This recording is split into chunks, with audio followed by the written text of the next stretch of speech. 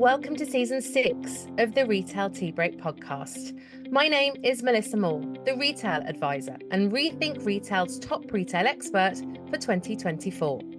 Each week, I'll be joined by industry experts, retailers and brands to dispel the myths, share knowledge and give you an insight into the retail industry.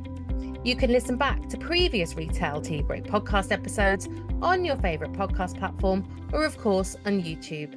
And while you're there, please do subscribe to the podcast so that you get to listen to it first every week. So in the meantime, grab that cup of tea, sit back and listen in to season 6 of the Retail Tea Break podcast.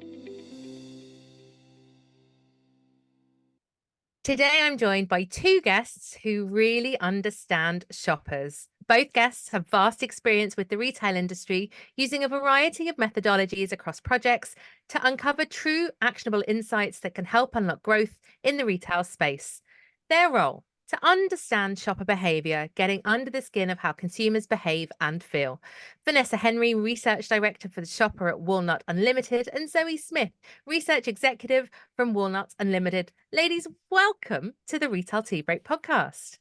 Thank you. Lovely to be with you on this sunny morning. It is thrilled to have you both with me. It's an area that fascinates me. I think it's a brilliant idea to remember we need to look at retail from a shopper perspective. I know every retailer out there says they are customer centric, but it's great to kind of dig into that today and really understand what that means. So, to kick us off in the age-old tradition of the Retail Tea Break podcast, in the time that it takes to boil a kettle, which I'm told is about 2 minutes actually, tell us a bit about you both and of course the business. So, Vanessa, why don't you kick us off?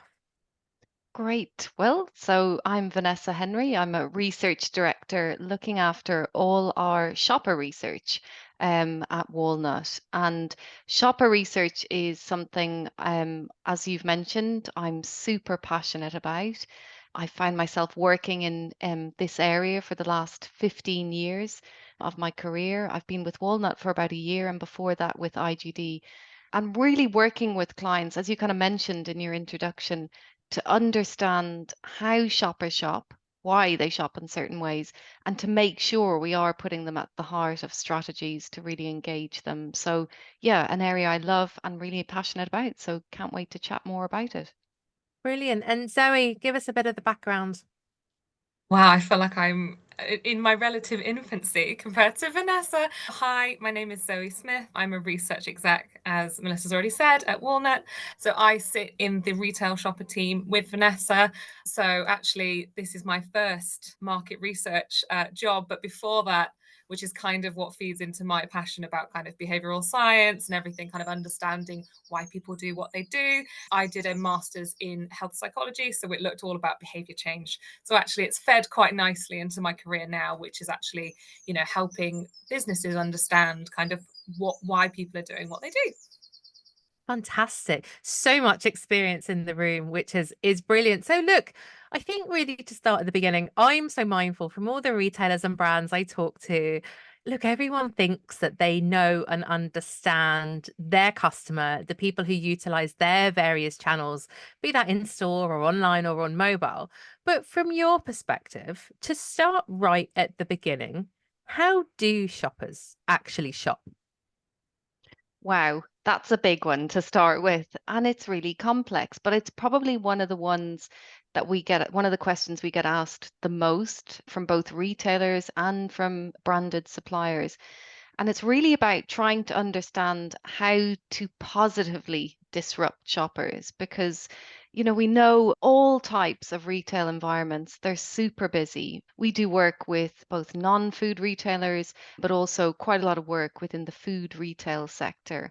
And it's super busy. It can be very congested for shoppers when they are shopping.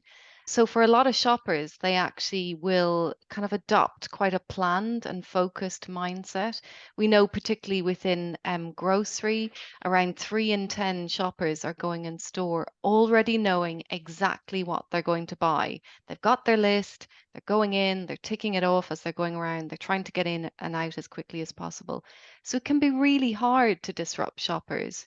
And we know they're quite focused, so they'll only go to certain parts of the store as well, maybe depending on their list. They know the store. It's one thing as well that a lot of shoppers we talk to, if a store changes its layout, it really annoys them. And I know it's certainly with my local supermarket. If I think it's in aisle 13 and I walk the whole way down and it's not there, it's moved around. It can be really frustrating, but obviously store ops and things like that do need to change. But I guess my point is it's really hard because a lot of shoppers are trying to zone out quite a lot of the noise, really, I guess, when they are shopping. So really important to kind of understand how they navigate, how shoppers are actually navigating. And a lot of the work that we would do is really to understand that kind of path to purchase.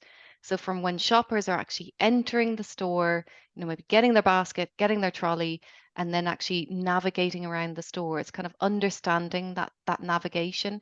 And that can be very different dependent on mission, and maybe again kind of referring back to grocery retail, but you can think about it from a non-food perspective as well. What is the mission that shoppers are actually going in store? So if it is a top-up mission, they might be going to those kind of targeted aisles. But if it's a bit more of a bigger mission, there might be more time, potentially longer dwell time. So that navigation piece, that mission piece, really important.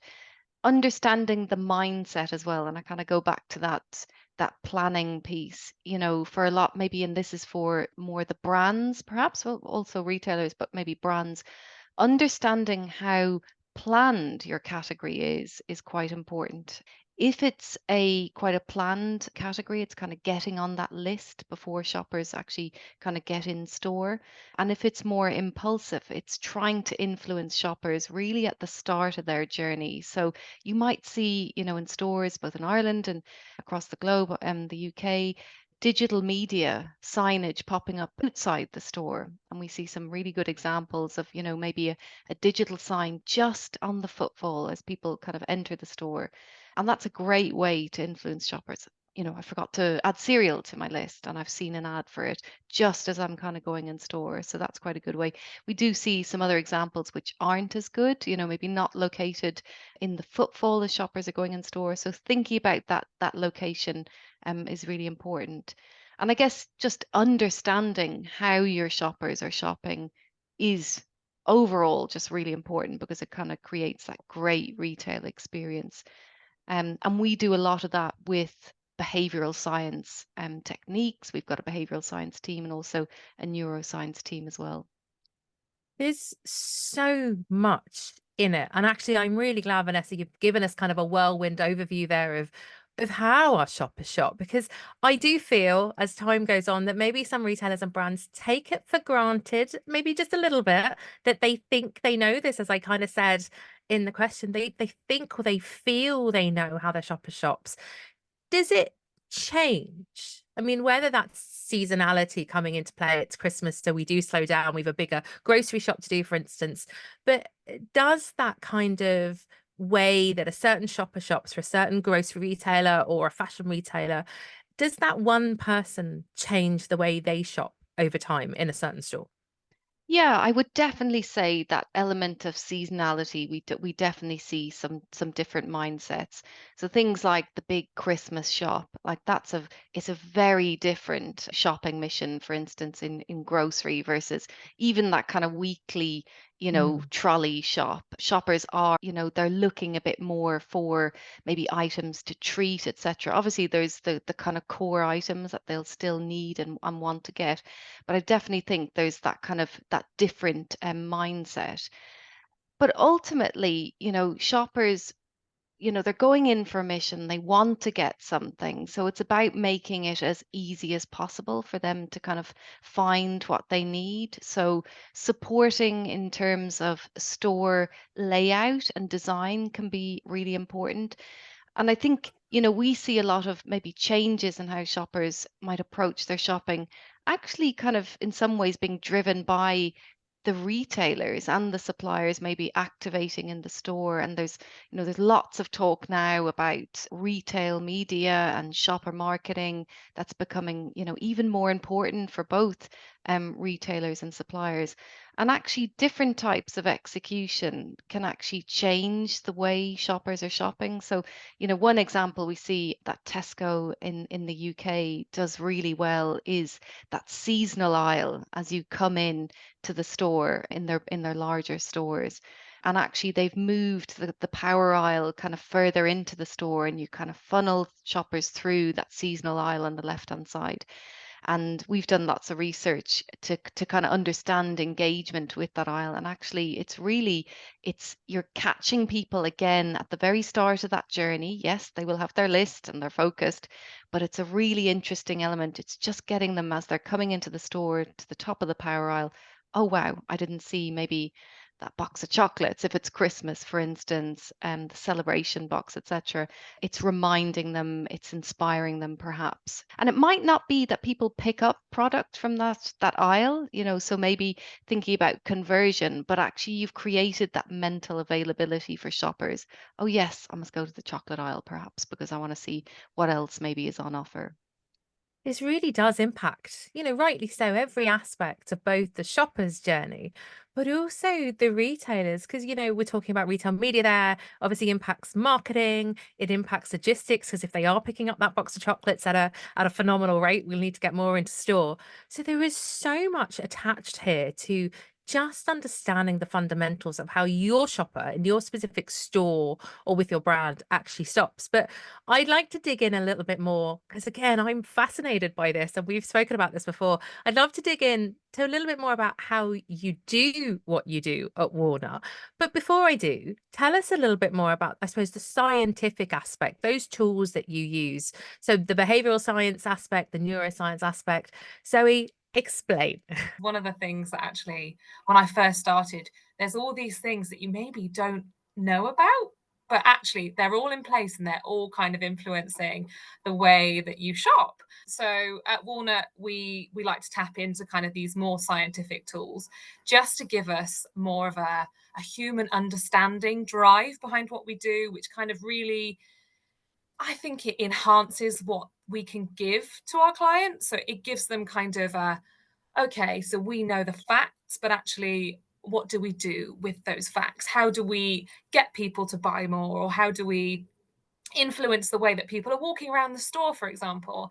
And actually, so what we've got a really great B-side team here at Walnut, and they've created kind of what we like to call a set of shortcuts, which basically help you understand how shoppers are shopping in certain ways. For example, Vanessa talking about putting things right at the start of the store when you walk in. That's kind of what we would call like the primacy effect. So it's basically information that you're presented with either first or last. They're remembered more. So it stands out to us. It's really kind of, it's that big impactful moment, sticks with us, and actually we'll think about it as we walk around the store. And it makes us more likely to impulse purchase, that box of chocolates that you see as you walk in. But there's lots of others that kind of we apply as we go through. And actually neuroscience is a whole separate thing that's really interesting as well, adds another layer to kind of what we do, and I think what sets us apart as an agency. Some of my other favorite ones that I think come up all the time and are actually really simple things that maybe people don't know about is there's an idea called the fluency bias. So the idea that we can process kind of new information, the more open to it we are. So we have to make it really super simple for our brain, because that makes it much more likely for us to like it, for us to value it. And it means that the message, we just are able to digest it easier. So it allows for that kind of smooth customer experience. So I think one of my favorite ones is actually, if you look at kind of, we all know McDonald's, red and yellow. But actually, if you then see red and yellow, you're instantly thinking of McDonald's, because you've got that kind of that ease. We know it's just red and yellow. There's nothing, kind of no major text on there. It's just the colors. And then over time, that mere exposure to it builds up. We build familiarity. And eventually, kind of just seeing those colors really evoke kind of an experience that we've already had with people.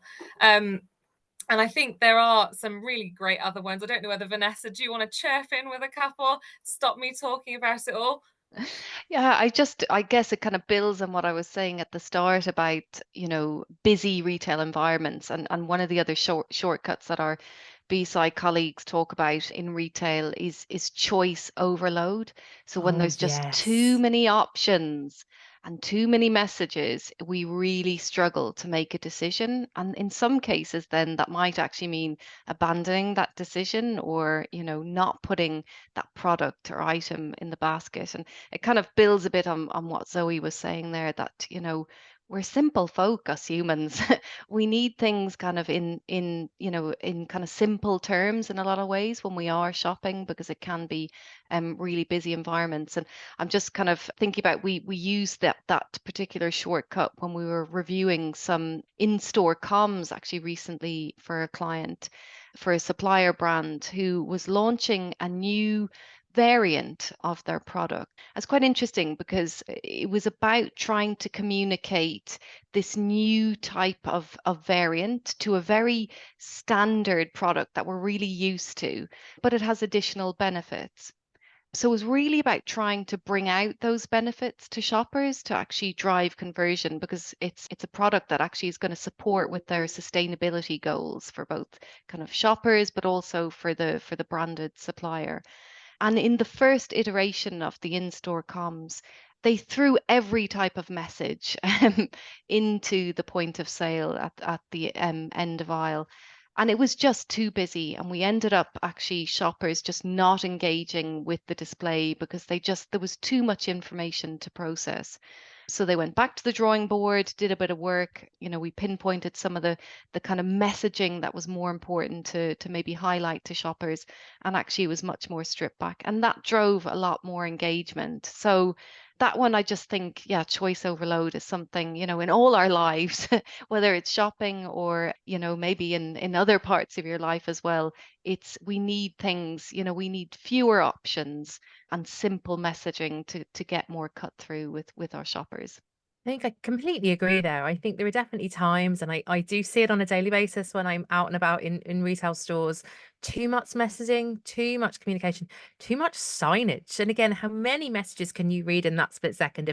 If the unit, if the clothing or the food has messaging on it, there's an SEL on the shelf itself, there's a banner or a sign, there's something on the island. Too much going on. You've layered on top all the noise, the other people around you, all the colors going on, as you said, all the brand specifics, as you said there. So we all know the McDonald's logo. I'm thinking of lots of other kind of brands that stand out that instantly what they do. You almost don't need to think about it. It's just a known to you. There's an awful lot going on in stores. So I love the fact that you've said, just keep it simple. It's that Mm. idea of having an outfit on display on a mannequin and being able to shop it straight away. Here we go. I've put the outfit together for you. You don't have to think, pick it up, try it on, take it home. It's easy. Recipe cards now appearing in our retail stores where literally all that product is right in front of you to buy. We're supporting the shopper on their journey. And as you said, just taking that sheer chaos or noise away from them to just ensure they buy something, as opposed to be getting scared off, as we can do, especially in our grocery stores, when you're met with 70 different types of biscuit. It's quite hard sometimes, I feel, to just buy one. Definitely. Yeah, it's really interesting. And it's, again, Zoe was talking quite a lot about how we work with our behavioral science colleagues, but it's just been really interesting, certainly from my own perspective, and understanding how I enjoy shopping and what actually cut through. You end up kind of, when you're going in store, I think when you work, and you no doubt do this all the time, you're going in store looking for those really great examples of, shopper comms, shopper marketing. But we have some really interesting kind of findings from other projects, and some of the learnings from our B-side colleagues around what actually drives better engagement. And one of the ones that really has struck me is around just imagery as well. So actually, you mentioned in that split second when you're looking at maybe a fixture or a bay, shoppers don't have time to maybe take in that much information.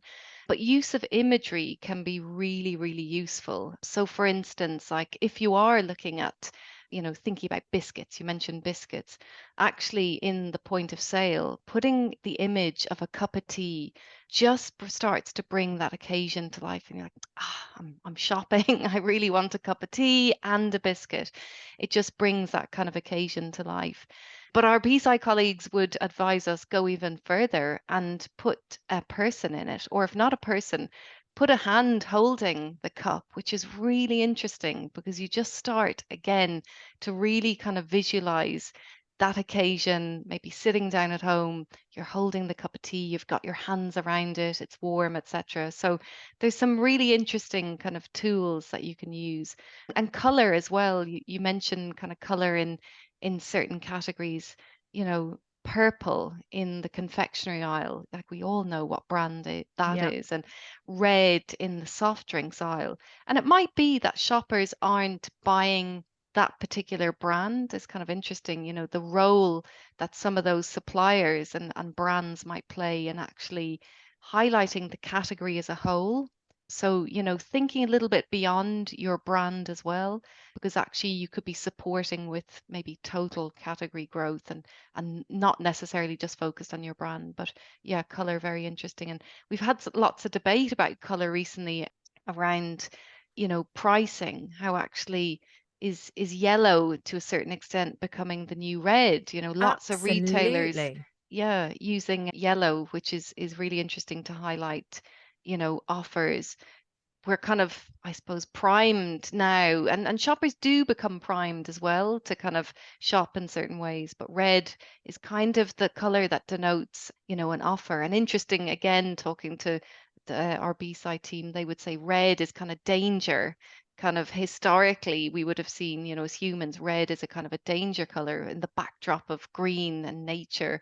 So red is actually stands out then kind of in store, but you're starting to see, yeah, yellow emerging as well, which is really interesting. Definitely those yellow stickers for reduction, certainly from a grocery perspective, everywhere now. So it's interesting to see that we do move with the times and things do change. And again, as shoppers, we adapt to them. But I'm really excited because you know already I'm going to ask this question. Some examples, because you do work across various verticals out there and also in various different ways. And this is what's so interesting. So I suppose, how does this all play out in real life? Any examples that you might want to share with us today on the Retail Tea Break podcast? I think I can kick off because I love the projects that we get to do. I mean, these are obviously some of our favorite ones that we're picking out now because they're ones that we've managed to do the full works, if you like. Sometimes we don't get the opportunity to do that, but I think if there is, it really does make that difference. So, for example, we did some work recently with a fast food restaurant brand, kind of looking at a trial for their new self-service order points. But actually, the client wanted to understand the full customer journey. So, not just when you get there and you've ordered, but actually walking into the store, and do you use self-service, or do you sit on the app, or do you go up to the counter?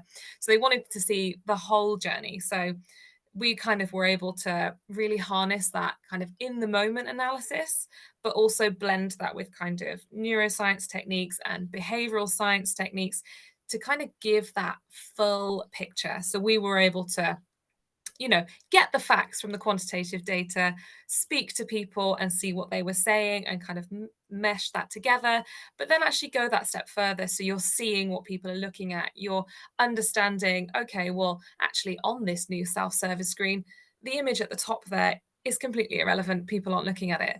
So do you need to move that? And then we had, our BSci colleagues come in and do an audit of actually how the store works. And you're seeing that actually they've put this there, but actually that's a barrier then to people using it because it's just slightly in the wrong place.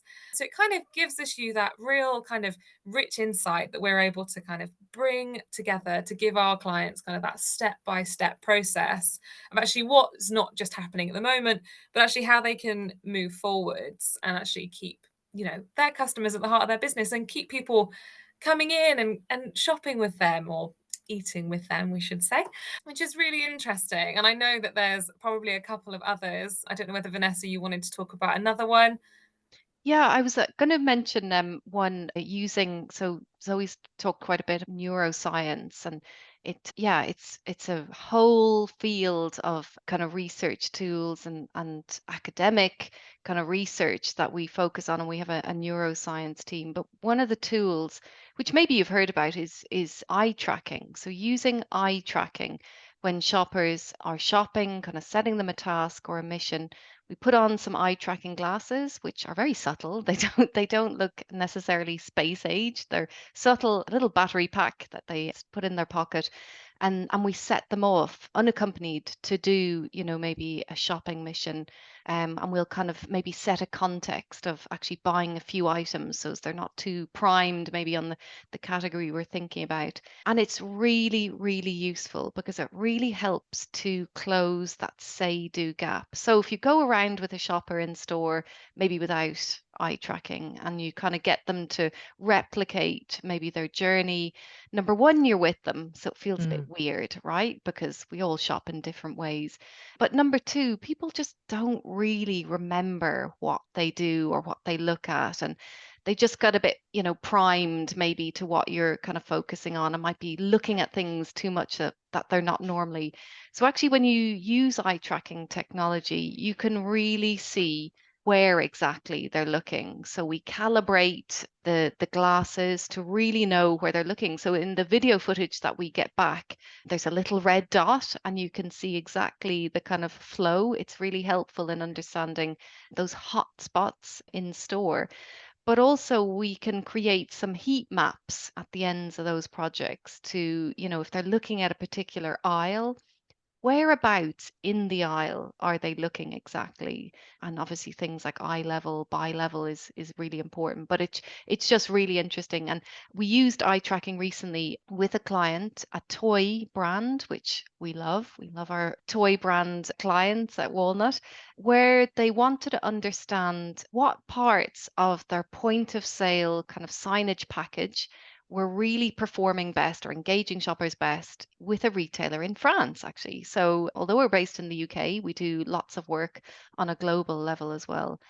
And they had invested in about 20 stores, this signage package with some really, when you look at it, really engaging signage. They had a big arch as shoppers were kind of coming into the aisle part of the store. So it was a grocery, it's one of those big hypermarkets. So it has a non-food section, which can be a bit sprawling. So this was really about trying to create that kind of navigation. So that arch was all about navigation.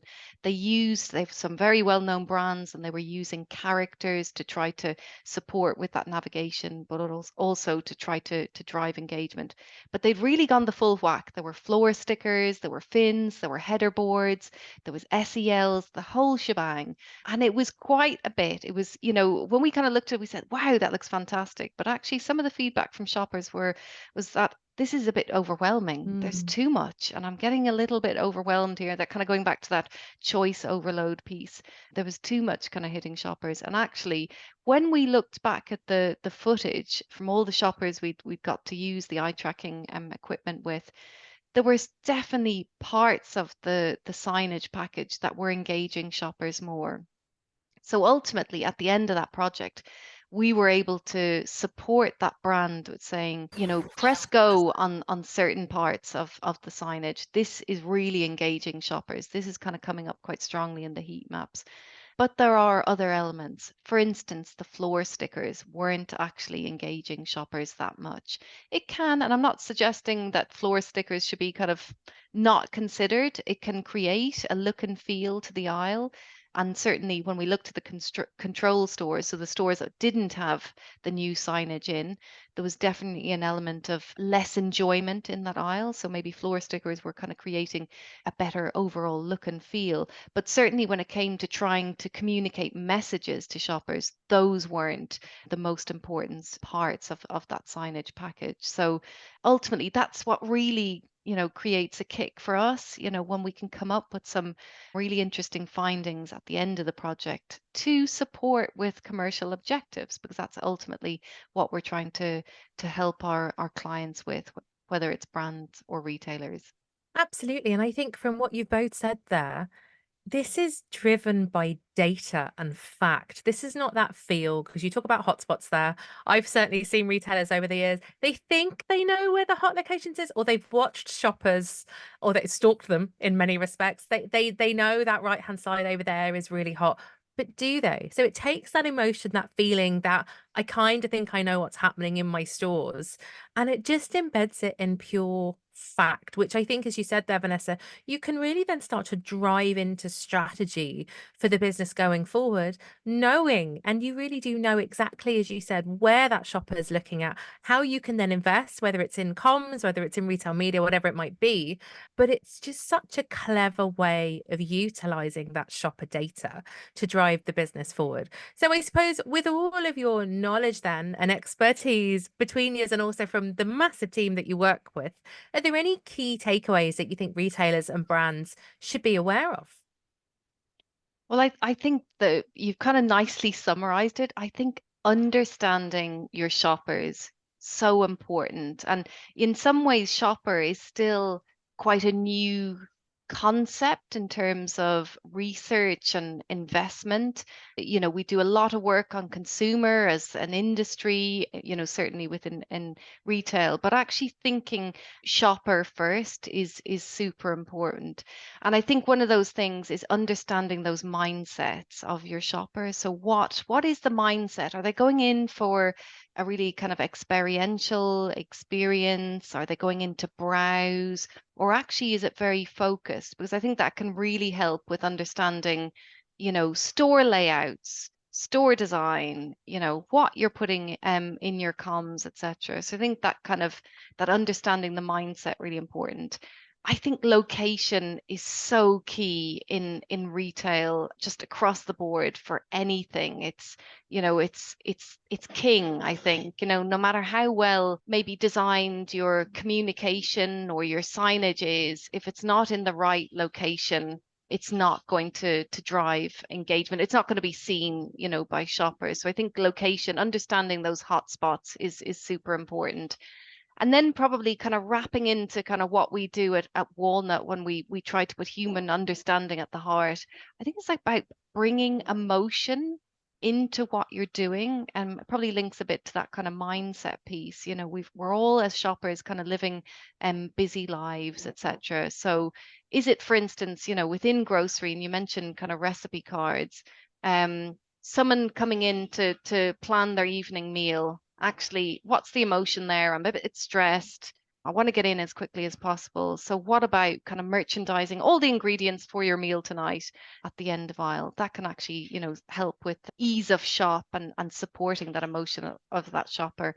But another one, kind of thinking about humor as well, is kind of interesting, that I'm kind of seeing this popping up a bit more kind of across retail. Bringing a bit more of humor into your in-store comms as well can help you stand out and kind of get a bit more cut through with your shoppers. So much there. And I love that, you know, the human aspect, both to the brand, to the retailers, you said, even bringing humor in there. I think it just really shows the shopper who you are. And I think, again, that's going to lead to loyalty in the long term as well. So huge value there. So look, final question, because I could definitely speak to you all day. What's coming up for you both and for Walnut over the next few months? There's a lot of exciting things that we probably can't talk about that are coming up. I think, you know, it's, for me personally, it's just going to be developing further. You know, I'm still quite in the relative infancy of my career, so it's really great to kind of work with people like Vanessa that have such a wealth of experience. And, you know, personally, obviously, I absolutely love understanding what people are doing, so it's kind of a great opportunity for me to kind of like see what people are doing, and B, actually see these influences in real life. It's a real novel thing to actually, you know, say, oh, I've worked on that and I can see it now. So I think that's what's coming up for me in the next 6 months. I build on everything you kind of say, Zoe. We do so many different types of projects and work with so many different clients that everything you do is kind of new learnings, etc. But one of the great things, we've got a few really interesting projects in the pipeline in different markets. So actually in the US, a couple of projects, fingers crossed, in the US. And I think, you know, I know I mentioned the project in France. Doing research in different markets is really enlightening, because you start to see how retail is being activated in totally different ways. A colleague of ours, Talita, is from Brazil. She was back in Brazil probably about 2 months ago. It was around Easter, and she shared some really fun and interesting images from her local supermarket on how they activate Easter. It's a really big event. They've all the Easter eggs kind of hanging from the ceiling. I'll have to share it with you. It looked amazing, and actually you can it's shoppable, so you can, pull down your kind of Easter egg from the ceiling. But it just was just incredible kind of in-store kind of activation and engagement kind of with shoppers. So yeah, for me, I get obviously really excited with the work we do here in the UK or Ireland, but also kind of thinking about other markets as well. You just learn so much, and you learn so much about how people shop differently in some of these markets as well. Oh, it's so important, I think, to look across the globe at this level in retail, because, as you said, you can learn so much and still with pride, I like to think as well. There's always ideas there that you can bring home to your own store, your own brand. Great advice there. So, look, if you've enjoyed today's podcast episode, please do like and share it. Remember, you can also listen back to past Retail Tea Break episodes on your favourite podcast platform, or, of course, on YouTube. Do connect with Vanessa and Zoe on LinkedIn. I'll obviously pop all the details for Walnut Unlimited in the show notes. And the show notes can be found, and the transcript for today's episode, on the retailadvisor.ie. So, Vanessa, Zoe, thank you so much for such an insightful conversation. Thank you for your time today. Thanks so for much for having us. inviting.